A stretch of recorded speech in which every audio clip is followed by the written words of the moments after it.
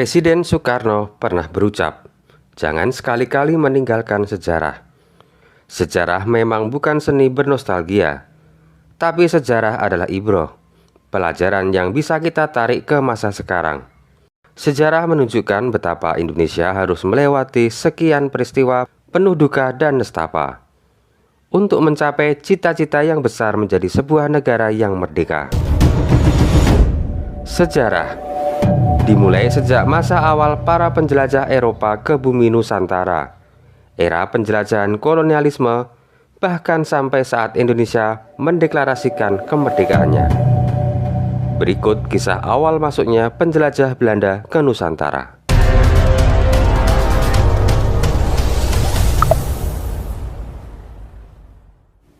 Sebelum datang ke Indonesia, para pedagang Belanda membeli rempah-rempah di Lisabon, ibu kota Portugis.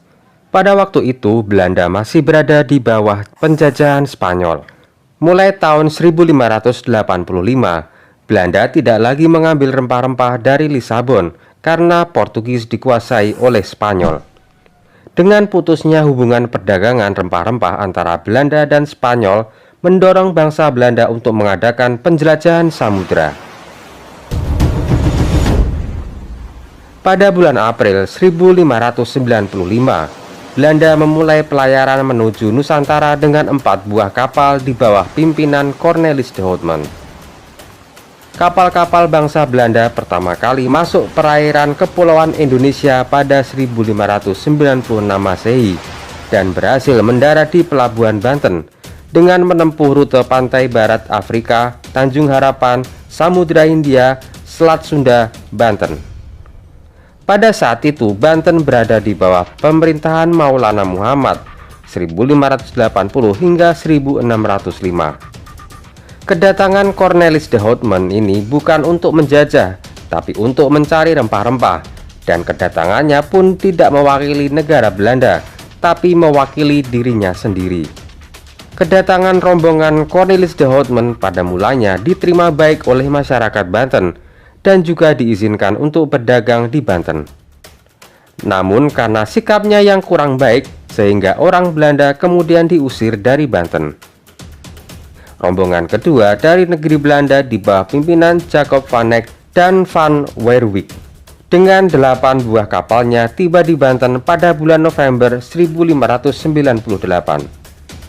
Saat itu hubungan Banten dengan Portugis sedang memburuk, sehingga kedatangan bangsa Belanda diterima dengan baik. Sikap Belanda saat itu juga sangat hati-hati dan pandai mengambil hati para penguasa Banten.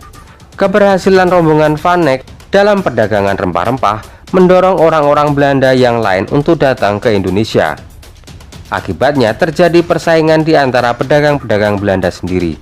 Setiap kongsi bersaing secara ketat. Di samping itu, mereka juga harus menghadapi persaingan dengan Portugis, Spanyol, dan Inggris.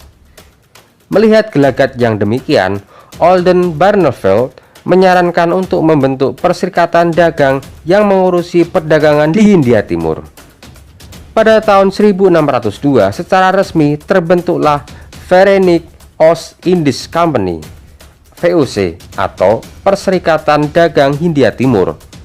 VOC membuka kantor dagangnya yang pertama di Ambon 1602, dikepalai oleh Francis Witter. Lewat VOC, perusahaan dagang swasta bersatu dan menghilangkan persaingan sesama pedagang Belanda. Berdirinya VOC juga menjadi tonggak dominasi Belanda di Nusantara. Setelah berhasil memonopoli perdagangan rempah, menguasai Batavia dan sebagian Jawa, hingga mengendalikan raja-raja lokal, VOC menjadi representasi awal dari kolonialisme Belanda di Nusantara. VOC pun menuju Maluku dalam misi perdagangan. Di sana, VOC mengganggu Portugis yang sebelumnya memonopoli perdagangan. Portugis bekerja sama dengan Kesultanan Ternate yang ingin Portugis pergi dari Maluku. Pada 1605, VOC menyerang benteng Portugis di Maluku. Portugis pun terpaksa mundur ke Timur Leste. Kemenangan Belanda atas Portugis menjadi jalan masuk kolonialisme 3 abad setelahnya. Tak lama setelah menguasai Maluku, VOC melebarkan sayap ke Pulau Jawa, Sumatera, Kalimantan, dan bahkan seluruh Nusantara. Dengan kesuksesan tersebut, Parlemen Belanda memberikan VOC memiliki hak istimewa yang dikenal sebagai hak oktrooi, yang memberi kewenangan untuk melakukan monopoli perdagangan rempah-rempah di wilayah antara Tanjung Harapan sampai Selat Magellan termasuk Nusantara. Merekrut pegawai atas dasar sumpah setia, membentuk angkatan perang dan melakukan perang, membentuk benteng, mengadakan perjanjian di seluruh Asia, serta mencetak dan mengeluarkan mata uang. Pada tahun 1610, Belanda menempatkan seorang gubernur jenderal di Batavia untuk menangani urusan perdagangan dan ekspansi. Gubernur jenderal VOC pertama di Nusantara adalah Pieter Both 1602 hingga 1614 yang berkedudukan di Batavia. Kemudian ada juga Frederik de Houtman yang menjabat sebagai gubernur jenderal di Ambon 1605 hingga 1611. Dengan meluasnya kewenangan VOC yang tidak hanya mengurusi masalah perdagangan dan dengan hasil monopoli penjualan rempah-rempah, tak heran VOC bisa mencapai puncak kejayaan. Bahkan di Nusantara, VOC menjajah dengan waktu yang lama karena secara bertahap selalu memperluas dan memperkuat daerah jajahan secara sistematis. Tak hanya ingin memonopoli rempah-rempah, VOC juga masuk ke ranah politik pemerintahan setempat demi bisa mengambil keuntungan sebanyak-banyaknya. VOC melemah ketika para petinggi-petingginya tak lagi peduli dengan pembagian saham dan mulai ingin memperkaya diri. Melemahnya VOC mulai terlihat pada abad ke-18, di mana korupsi mulai merajalela dan menimbulkan beban hutang yang menumpuk. Hal ini dimanfaatkan Inggris dan Prancis untuk memperkuat serikat dagangnya dan pelan-pelan menyerang daerah-daerah kekuasaan VOC. Selain itu, biaya yang harus dikeluarkan untuk berperang di Nusantara melawan rakyat juga terus meningkat. Pada akhirnya, di tanggal 31 Desember 1799, VOC resmi dinyatakan bubar oleh pemerintah Belanda. Segala tanggungan utang piutang berikut aset milik VOC diambil alih oleh pemerintah Belanda.